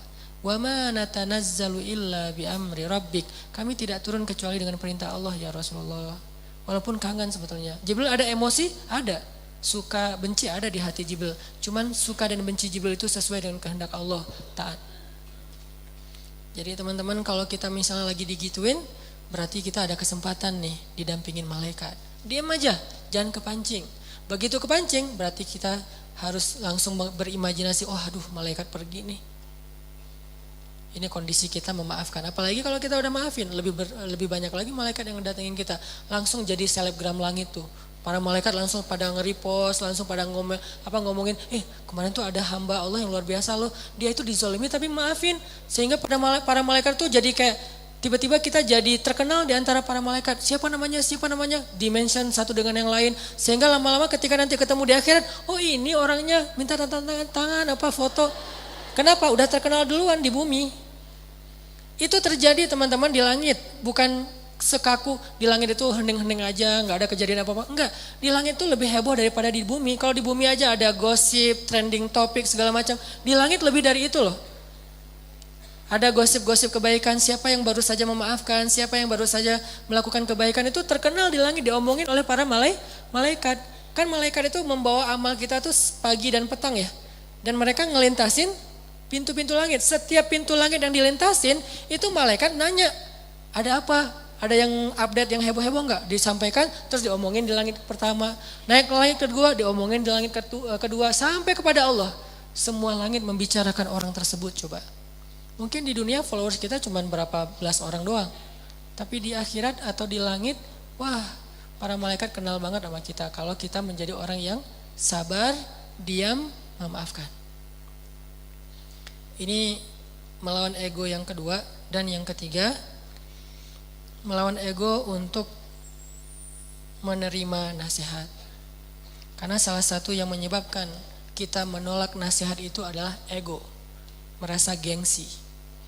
Seolah-olah kalau dinasihatin itu kita jadi hina. Padahal nasihat itu kemuliaan. Jadi gak mungkin kemuliaan itu diberikan kepada kita lantas kita jadi hina, gak mungkin. Ini mindset yang sangat keliru. Terutama kalau misalnya teman-teman ada masalah dengan orang lain, dengan sahabat, dengan teman, dengan keluarga, dengan pasangan, cobalah cari nasihat untuk diri kita. Jangan cari nasihat untuk dia. Jadi kalau misalnya kita lagi ada masalah dengan teman, nasihati diri kita sendiri. Googling hadis-hadis untuk kita, jangan untuk dia. Kayak suami istri nih, lagi bertengkar. Istrinya sebel sama suaminya, jangan cari hadis-hadis untuk suami. Googling suami yang penyabar, suami yang memperlakukan istri dengan baik. Googling, akhirnya ketemu hadis-hadis yang sahih tentang suami teladan tuh kayak gimana. Kita kumpulin, kita broadcast, nih baca apa. Enggak kayak gitu cara kita melawan ego. Kalau kayak gitu kita makin ego. Justru yang harus kita cari istri yang taat, istri yang soleha, istri yang apa kayak gitu-gitu. Nyari dari hadis-hadis Nabi untuk menasihati diri kita. Jangan mencari hadis untuk menasihati orang lain. Itu gak bisa ngelawan ego. Yang banyak terjadi, kayak misalnya suami istri ini berlarut-larut punya masalah. Cuman selesai masalah lagi. Suatu saat bikin kayak pengajian keluarga gitu. Ngundang ustadz. Saya dulu sering digituin. Ngundang ustadz. Pas sebelum ngundang, yang ngundang istrinya. Karena nih ustadz yang dikenali sama istrinya. Ustadz boleh request tema enggak? Apa bu? Ini tentang suami gimana ya biar lebih sabar. Jadi dia minta tema untuk suaminya, bukan minta tema untuk dirinya. Ini yang paling sering terjadi. Suami juga gitu. Japri malam-malam, Ustadz besok boleh minta sedikit tambahan materi apa pak buat istri gimana ya biar istri itu mau nurut kepada suami. Ya akhirnya dua-dua saling meminta nasihat untuk orang lain. Gak akan selesai masalah kalau kayak gini. Tapi kalau kayak gitu kita doang yang memperbaiki diri, dia enggak. Biar Allah yang memperbaiki dia. Kita perbaiki diri kita, Allah yang akan memperbaiki dia. Karena Allah enggak mungkin membiarkan kita melakukan kebaikan sia-sia, enggak mungkin. Begitu kita memperbaiki diri, berarti kan kita naik level nih. Allah akan memperbaiki dia supaya selevel sama kita. Begitu kita memperbaiki dia dan dia enggak bisa terima, kita turun level dan Allah turunkan level dia dengan penolakan dia dan marah dan tersinggung ketika dinasihati oleh kita. Makin sama-sama downgrade, enggak di-upgrade. Yang terjadi salah satu yang menyebabkan orang-orang kafir Quraisy dulu tuh enggak beriman, Itu bukan karena nggak paham kalau Islam itu benar teman-teman, tapi karena ego. Kayak Abu Jahal. Ternyata ya, Abu Jahal itu pernah nggak sengaja lewat rumah Nabi di Mekah, terus ngedengerin Nabi lagi baca Quran. Jadi Abu Jahal lewat, Nabi lagi ngaji. Bismillahirrahmanirrahim. Ya ayyuhal muzammil. Nabi lagi ngaji, Abu Jahal lewat. Hah, suara siapa tuh? Bacaan apa tuh? Kok enak didengar? Lagi siapa yang lagi perform? Oh enak nih. Akhirnya Abu Jahal duduk di sebelah rumah Nabi, ngedengerin Nabi ngaji. Di sebelah rumah Nabi yang lain kan ada 2 gang gitu. Gang yang satu lagi ada sobatnya Abu Jahal, gengnya Abu Jahal banget, namanya Akhnas. Lagi lewat juga tuh malam, dengerin Nabi ngaji, duduk juga tuh. Dan mereka tuh nggak bisa ngelangkah karena terkesima dengan ayat-ayat yang dibaca oleh Nabi Muhammad SAW. Duduk berdua, tapi saling nggak tahu. Yang satu di pojok A, yang satu di pojok satu lagi. Duduk dengerin. Nabi kan kalau ngaji nggak pernah sebentar ya.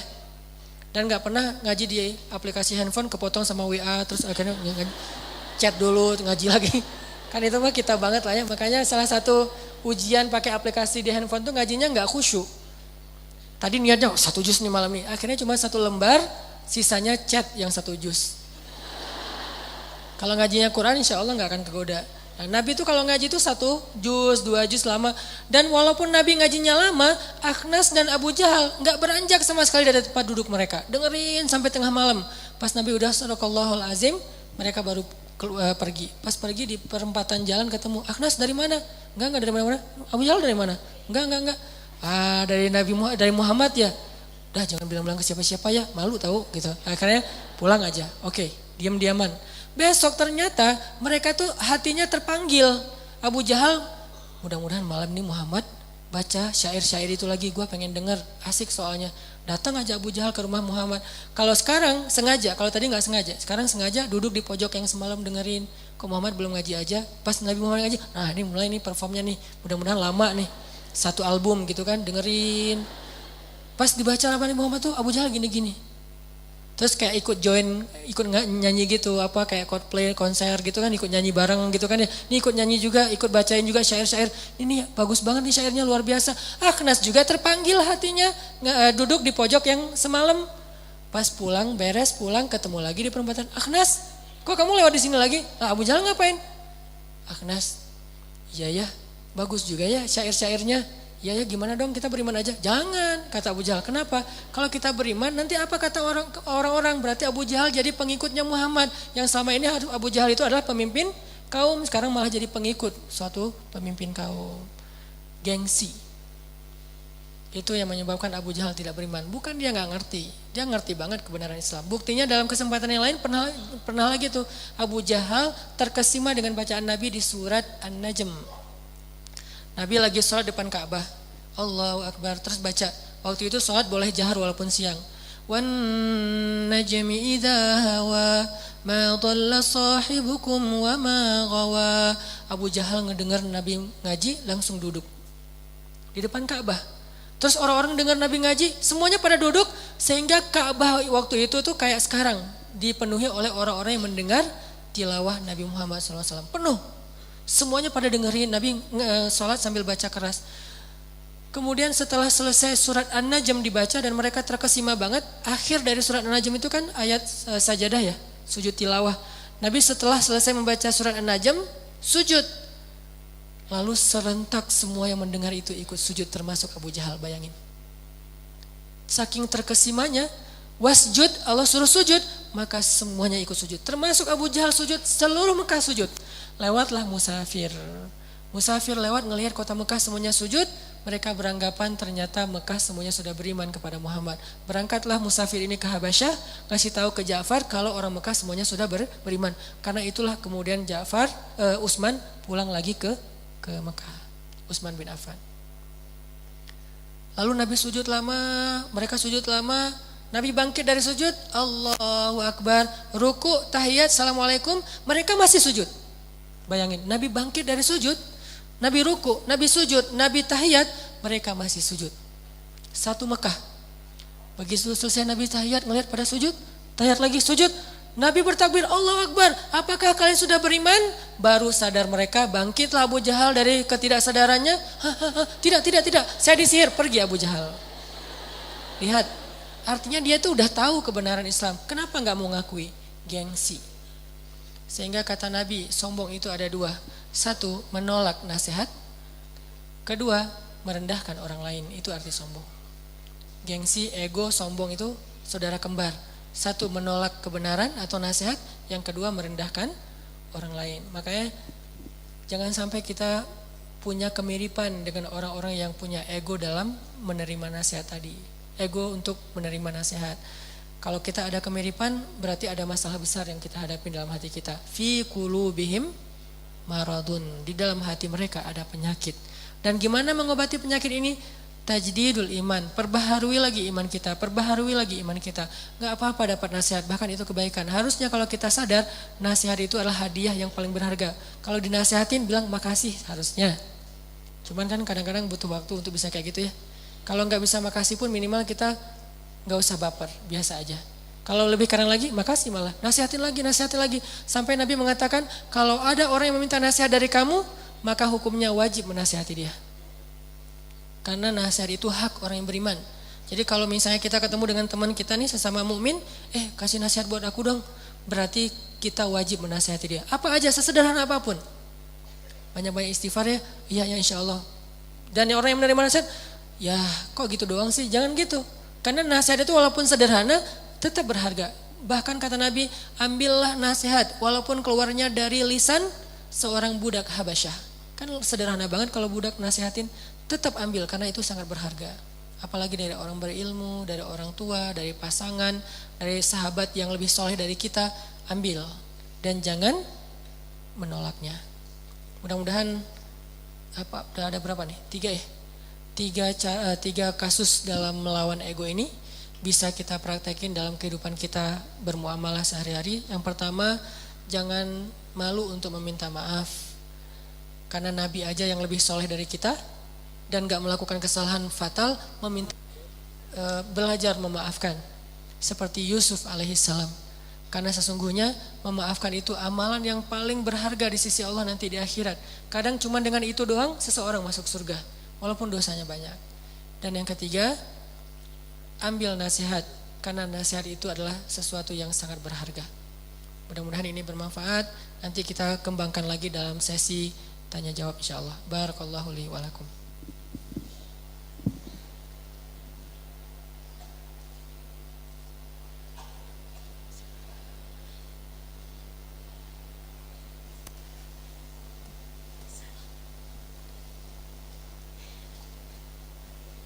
Alhamdulillah, jazakallahu khair Ustaz.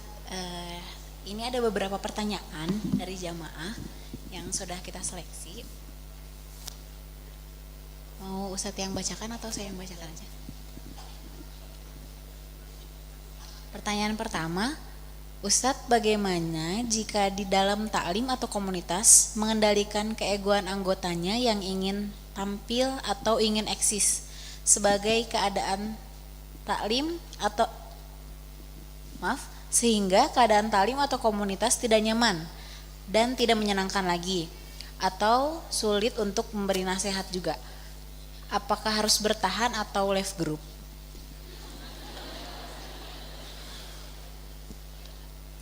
Left group itu jangan karena sakit hati. Left group itu jangan karena baper. Tapi left group itu karena gampang lobet. Karena kuotanya terbatas. Kalau alasannya jujur itu boleh. Tapi kalau baper, sakit hati segala macam, kayaknya ini alasan yang kurang berpahala.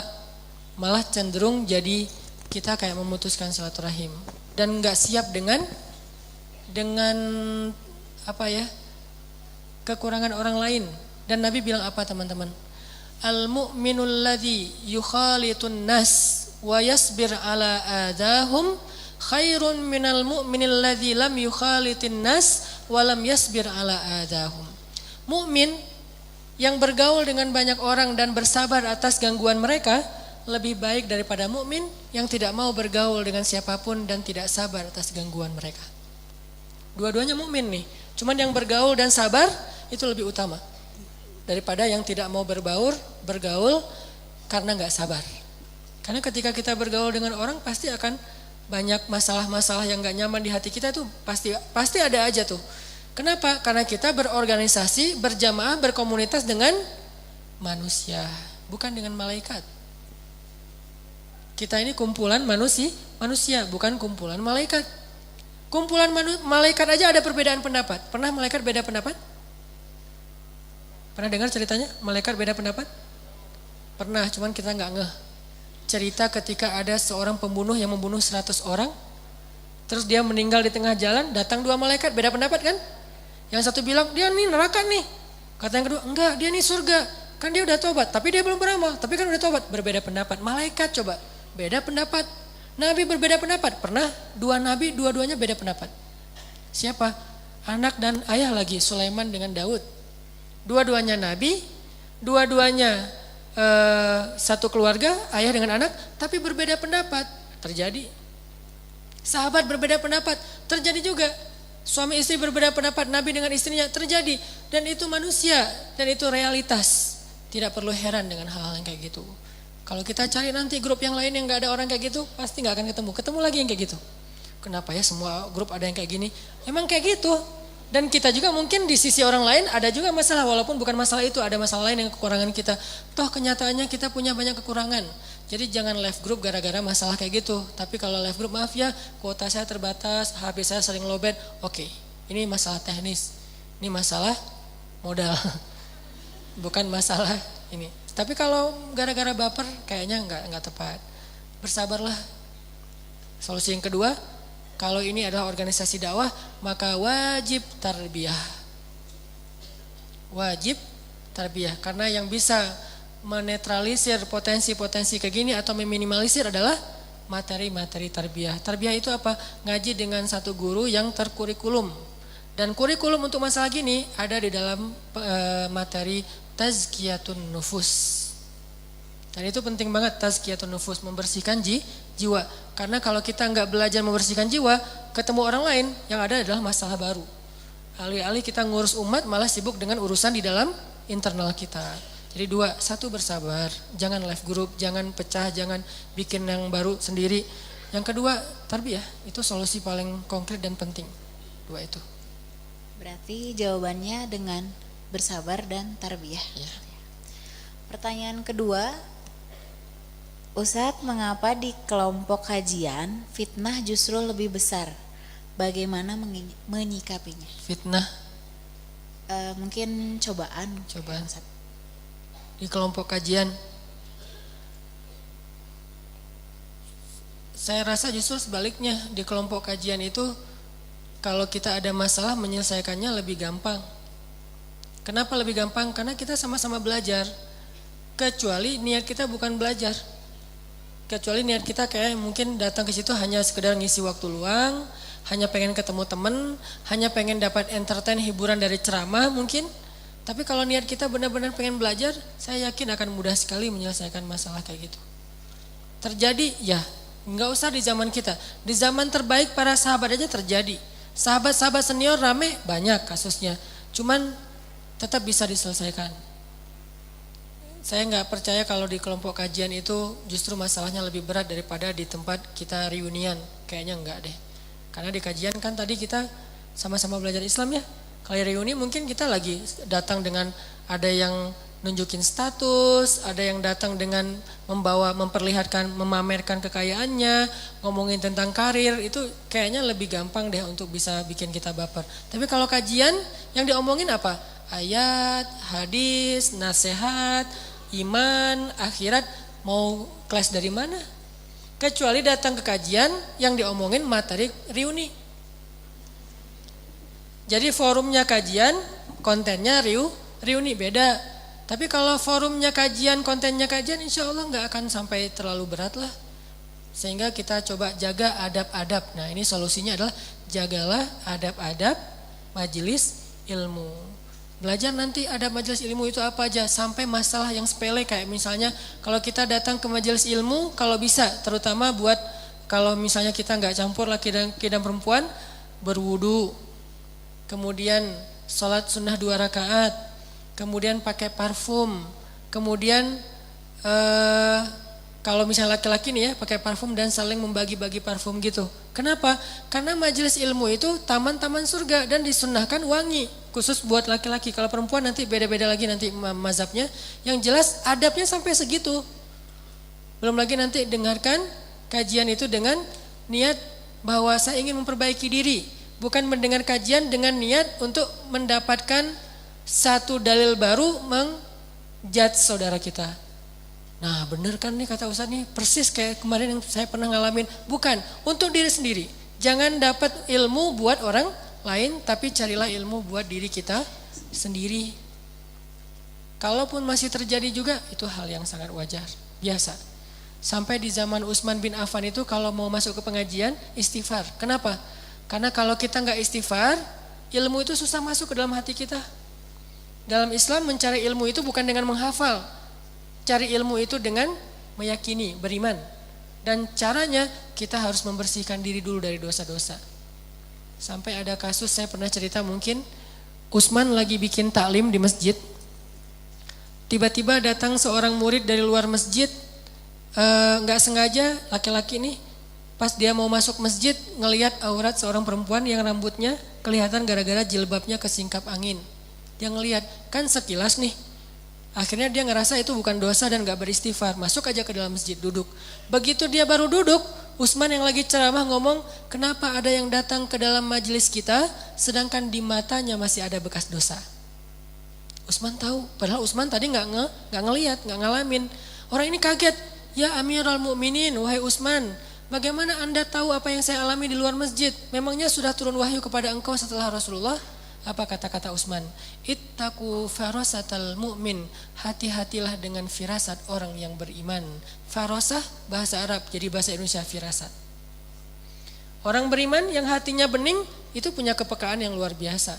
Makanya kadang-kadang saya kalau di Mesir dulu tuh ketemu dengan ulama agak-agak khawatir, ketahuan dosa-dosanya. Duh, ntar dia sebutin dosa saya gimana nih? Ya udah nggak jadi ke ulama gitu ya. Karena orang beriman itu peka, tahu banget. Kalau teman-teman baca sejarah pernikahannya Abdullah dengan Aminah, bapak dan ibunya Rasulullah, itu luar biasa loh. Jadi Abdullah waktu itu, kan Abdullah itu salah satu anak muda favorit di kota Mekah ya. Abdullah lagi jalan bersama ayahnya pengen ngelamar Aminah. Di tengah jalan dicegat sama seorang perempuan.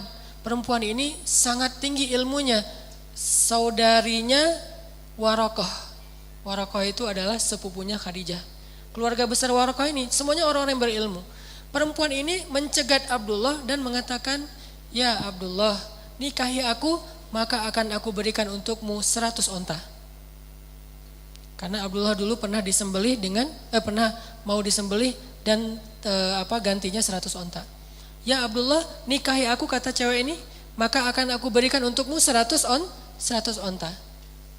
Kata Abdullah, saya ikut dengan ayah saya, terserah keputusan ayah saya. Akhirnya dipegang tangan Abdullah oleh ayahnya, langsung dibawa Abdul Muthalib. Perempuan ini artinya ditolak oleh Abdullah, dia diam. Datanglah ke rumah Aminah, menikah. Setelah selesai melamar, Abdullah pulang. Pas pulang ketemu lagi dengan cewek ini tapi gak dicegat, ketemu di jalan. Abdullah nanya, wahai perempuan, kenapa kamu gak ngomong lagi ke saya seperti tadi? Kata perempuan itu, tadi ketika kamu sebelum datang ke rumah Aminah, saya melihat cahaya di jidatmu, cahaya kenabian. Lalu ketika kamu sudah melamar Aminah, cahaya itu sudah pindah kepada Aminah. Maka saya tidak perlu lagi untuk meminta engkau menjadi suami saya karena cahayanya sudah pindah kepada Aminah. Berarti perempuan ini tadi meminta Abdullah menikahi dia, kenapa? Karena ingin mendapatkan cahaya yang ada di jidatnya Abdullah. Dari mana dia ngelihat cahaya itu?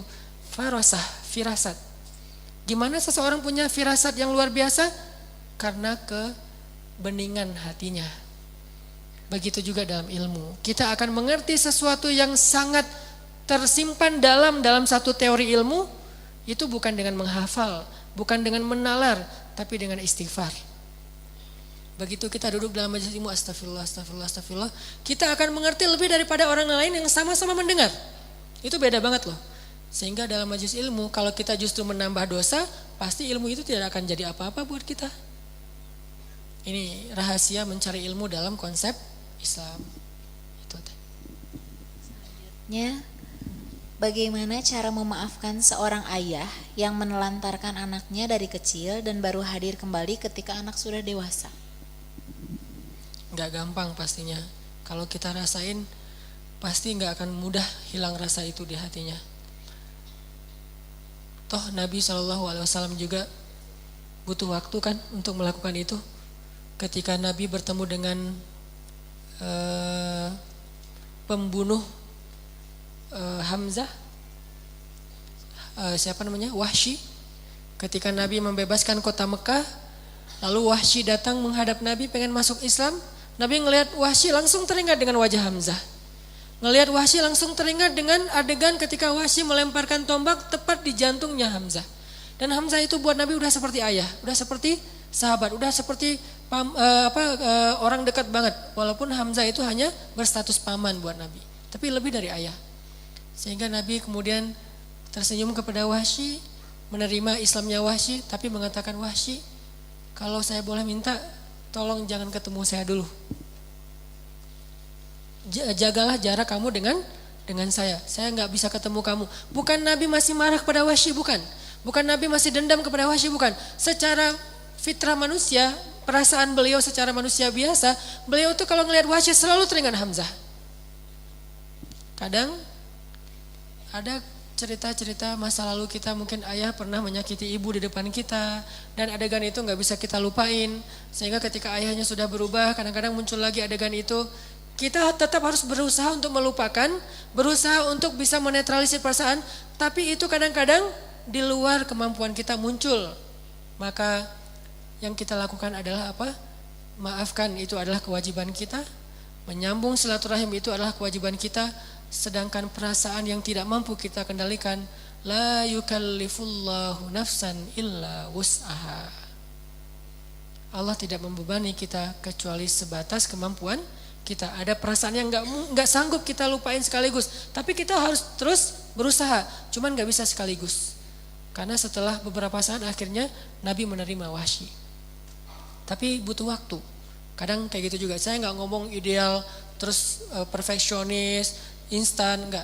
Segala sesuatu itu butuh proses. Cuman ada orang yang mau menjalankan proses itu dan berusaha, ada orang yang pasrah aja dan pasif, enggak mau menjalankan proses.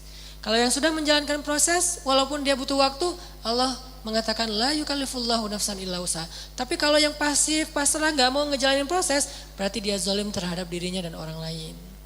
Tergantung nih, kita udah berusaha belum memaafkan, menyambung silaturahim. Kalau ada perasaan enggak nyaman, kita coba. Mungkin gak bisa langsung tersenyum, tapi prosesnya kita jalanin. Karena kasus ini udah kasus yang sangat berat. Beda dengan kasus sehari-hari, mungkin beda pendapat, cuman salah ngomong. Itu mah prosesnya saya kira gak butuh lama-lama ya. Tapi kalau yang kayak gini nih, kasus pembunuhan, kasus kezoliman, kasus ditelantarkan, ya butuh waktu lah. Tapi tetap berusaha, jangan diam aja. Pertanyaan keempat, Ustadz katanya tidak boleh membedakan warna kulit, keturunan, jabatan, dan lain-lain. Tapi mengapa pada kenyataannya hal ini justru yang semakin kencang di kalangan muslim? Apakah memutus silaturahim jika meninggalkan teman-teman seperti ini? Ini fitnah, gak ada yang kayak gini. Jangan sampai kita termakan fitnah bahwa orang Islam itu makin taat, makin rasis, makin taat, makin radikal, makin taat, makin belajar Islam, makin benci kepada beda agama. Nggak ada itu. Realitasnya nggak kayak gitu. Itu pemberitaan, bukan realitas. Coba lihat deh realitasnya. Yang terjadi justru sebaliknya. Kalau ada yang kayak gitu, itu bukan ajaran Islam, itu ketidakfahaman orang tersebut, oknum. Sehingga jangan sampai kita jadi pundung belajar Islam karena takut jadi kayak dia. Pasti dia masih puber hijrah, puber hadis. Kadang-kadang orang lagi puber kan ekspresinya macam-macam ya. Jangan dia yang dilihat, tapi lihat yang udah mateng. Kalau ngelihat yang masih puber pasti nggak akan nyaman. Namanya orang lagi mencari orbitnya pasti beda-beda. Tapi kalau ngelihat yang udah mateng, insya Allah nggak akan kayak gitu. Justru sebaliknya, saya justru ngelihat orang setelah makin paham agama, justru rasa kasih sayangnya lebih besar dan emosinya harus lebih ketahan. Mungkin kalau kita nggak yakin sama pembalasan akhirat, kita udah ngezolimin orang lain. Kenapa kita nahan diri dari menzalimi orang lain, ngatain orang lain dan seterusnya? Karena kita yakin ada pembalasan nanti di akhirat. Itu menurut saya hanya fitnah aja dan hanya isu doang, gak ada yang kayak gitu. Walaupun ada satu dua lebih kepada oknumnya, dan jangan mengeneralisir. Karena masih banyak di luar sana orang-orang yang makin belajar Islam makin rahim, makin kasih sayangnya makin luas. Masih banyak di sana kelompok-kelompok kaum muslimin, bisa dia ormas, bisa dia organisasi DKM atau apapun lah, MT, yang makin belajar Islam tuh dia makin banyak manfaatnya. Dulu dia hidup buat dirinya sendiri, sekarang setelah dia hijrah, dia hidup untuk menolong orang lain. Itu banyak banget kasusnya. Jadi jangan sampai nilai setitik ya membuat semuanya jadi rusak satu belanga, jangan. Pertanyaan terakhir, Ustadz, saya istri sudah menikah 2 kali. Suami pertama KDRT, kemudian kami pisah. Yang kedua sangat baik, tapi kurang paham agama. Saya tidak bisa mengajak untuk ke kajian, tapi dia juga tidak pernah melarang. Harus bertahan atau bagaimana, Ustadz? Bertahan dong. Emang dia bisa jamin yang ketiga lebih baik? Bertahan, bersabar, itu masih Masya Allah dikasih suami yang udah baik, udah perhatian. Hanya masalah mungkin belum ada rasa tertarik untuk dengar taklim. Atau mungkin dia diam-diam sebetulnya dengar lewat streaming kali. Karena ada teman saya ya, dia tuh diajak ikut taklim tuh susah banget, gak mau datang. Mungkin karena gengsi tadi. Tapi suatu saat pas kajian kita kan pakai streaming, live streaming gitu. Streamingnya keganggu, dia ngajapri ke teman saya, itu streamingnya kenapa keganggu? Ketahuan ternyata dia streaming selama ini. Jadi ada orang yang kayak gitu, jadi gak usah dijudge dulu bahwa dia itu gak mau belajar. Mungkin cara dia belajar beda sama kita. Gak selalu harus sama, mungkin ibu-ibu tuh belajarnya dengan ikut taklim. Kalau suami dengan baca. Ibu-ibu belajarnya dengan langsung dengar ceramah. Kalau suami konsultasi dengan ustadznya, bisa japri-japrian. Banyak cara kan? Nah, kalaupun cara-cara yang tadi saya sebutkan nggak ada di suami kita, bukan berarti dia layak ditinggal. Itu bukan alasan untuk kita minta cerai. Kita belum dikasih suami yang seperti, maaf mungkin kalau Asia itu dikasih suami yang Firaun kan, masih sabar. Suami kita jauh, bahkan nggak bisa disamain sama sekali. Jadi kalau Asia aja sabar, sampai Allah memberi Asia surga, padahal Asia masih di dunia tuh. Asia masih di bumi, tapi Allah udah nyediain surga buat Asia. Bisa dibilang satu-satunya perempuan yang pernah melihat surga langsung dari dunia, dari bumi, itu Asia. Kakinya masih di tanah, tapi dia ngelihat surga langsung. Itu Asia. Kenapa? Balasan buat seorang istri yang sabar terhadap suami. Apalagi ini suaminya gak ada masalah besar, kecuali dia belum berkenan untuk datang dalam satu majelis ilmu. Doakan, ajak. Mungkin kita harus cari majelis ilmu yang cocok buat dia. Karena laki-laki itu kadang-kadang unik. Dia kalau nggak segampang perempuan untuk bisa menerima satu hal yang baik. Penuh pertimbangan kadang-kadang. Nggak cocok dengan ustadznya lah, terlalu logis yang disampaikan saya udah tahu kok gitu-gitu. Jadi mungkin kita harus mencari taklim, majelis atau ustadz yang cocok dengan suami kita. Jangan sampai ditinggalkan hanya gara-gara alasan nggak mau ngaji. Itu bukan alasan bercerai. Terakhir sebelum ini saya tadi teringat satu kisah tentang jangan malu untuk menerima nasihat, kisah Umar bin Khattab. Jadi Umar bin Khattab itu pernah ya lagi jalan sebagai Amirul Mukminin, sebagai presiden, lagi jalan gitu, lagi jarambah, lagi belusukan. Tiba-tiba di tengah gang dicegat sama seorang nenek-nenek. Langsung gini. Umar berhenti, turun dari ontanya. Ada apa, Nek? Kata Umar. Wahai Umar. Terus pas panpresnya udah marah-marah nih. Nenek minggir, ini udah RI 1 lewat misalnya. Gak boleh macam-macam. Kata Umar, biarin, kalian gak kenal siapa nenek ini. Siapa nenek tersebut? Dia adalah perempuan yang gara-gara dia turun pembukaan surat Al-Mujadilah, yaitu Khawlah bintu Sa'labah. Dia bilang, ya Umar, kamu itu dulu cuma anak kecil yang kami panggil Umair. Jadi Umar kecil namanya Umair, pakai Y. Dulu kamu cuma anak kecil, bocah, ingusan yang kami panggil Umair. Lalu Allah Subhanahu wa taala memberi kamu badan yang bagus, fisik yang kuat, sehingga kamu dikenal dengan panggilan Umar, orang yang gagah. Lalu Allah memberikan kepada kamu hidayah sehingga kami memanggil kamu Al-Faruq yang membedakan hak dan batil. Lalu Allah memberikan kamu imarah, kekuasaan sehingga kami memanggil kamu Amirul Mukminin. Pada dasarnya kamu bukan siapa-siapa, Allah yang menjadikan kamu seseorang.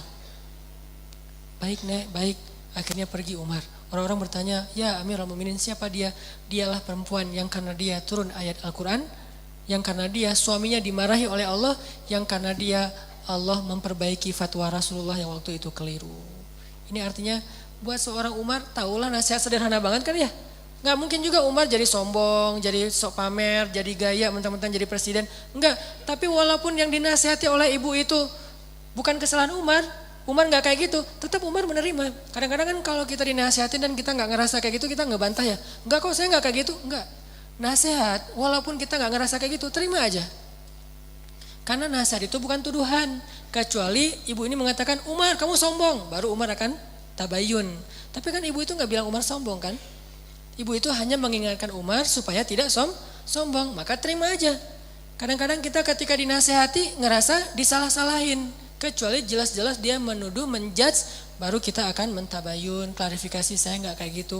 Kalau dia katakan jangan sombong ya, insya Allah. Kalau dinasehatin jangan sombong ya, siapa yang sombong? Nuduh aja? Enggak, dia kan nggak nuduh.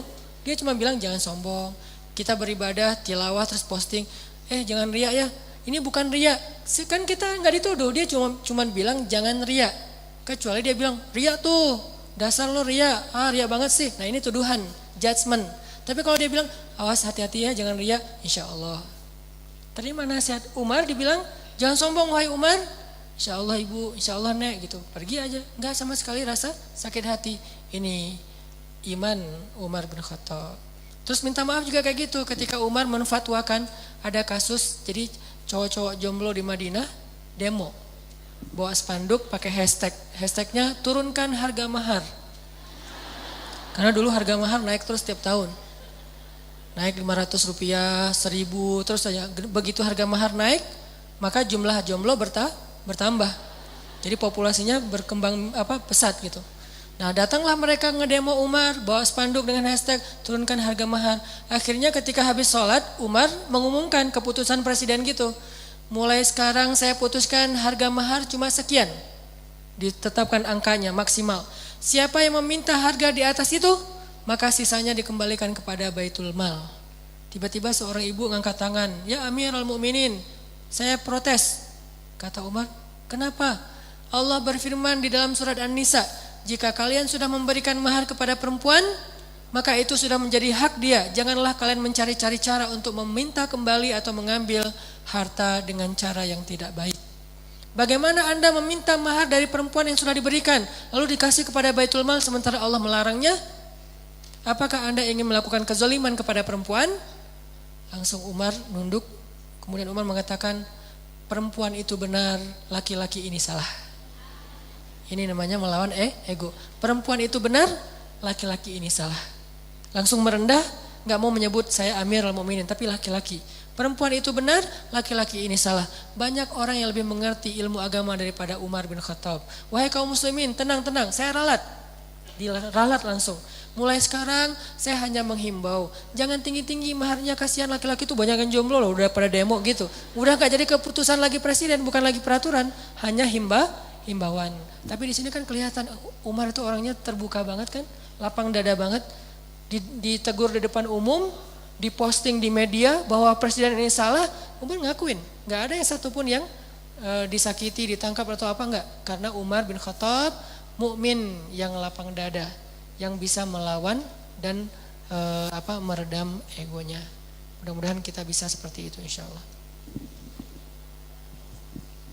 Selanjutnya kita tutup dengan muhasabah doa.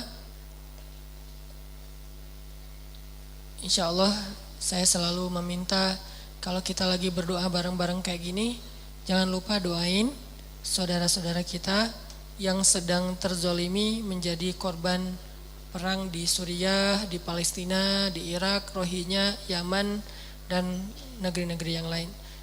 Setidaknya kalau kita ngerasa udah sering Ustadz ngedoa tapi mereka masih kayak gitu aja nasibnya, enggak. Doa kita kadang-kadang enggak langsung menurunkan kemenangan buat mereka. Tapi setidaknya gara-gara doa-doa kita, Allah teguhkan hati mereka. Yang artinya gak ada doa yang sia-sia. Kalau Allah gak memberikan mereka kemenangan dalam waktu dekat, minimal Allah teguhkan hati mereka dengan kesabaran. Kenapa? Karena doa-doa kaum muslimin di seluruh dunia.